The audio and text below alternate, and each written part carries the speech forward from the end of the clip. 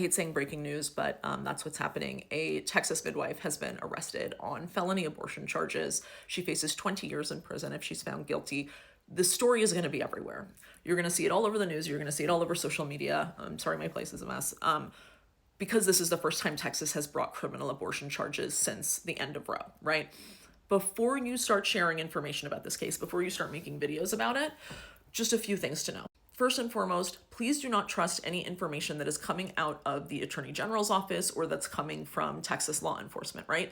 Attorney General Ken Paxton is going to lie about this woman. This is not just a legal battle to them. This is a PR battle. They know that Americans don't like abortion bans. They don't want to see healthcare providers arrested.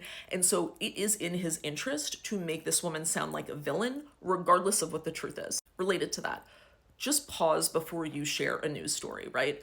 Right now, there's very, very little information about this case. The only details that are coming out about this case are coming from law enforcement or Ken Paxton's office.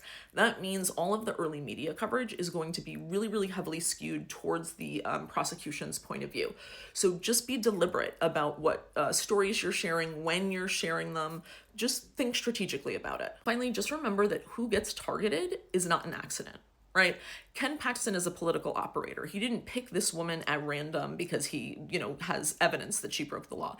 He picked her because of who she is. It is not a coincidence that this is a woman who primarily serves a low-income, non-English speaking community, right? Ken Paxton thinks that she will be unsympathetic to Americans. He thinks that he'll face less backlash if he targets someone who is marginalized, whether it's because of, voters' racism, misogyny, classism, or because he thinks that they're going to believe the stories that his office tells about this woman. All of which is to say, just be mindful, really think about what you're sharing, when you're sharing it, how you're saying it.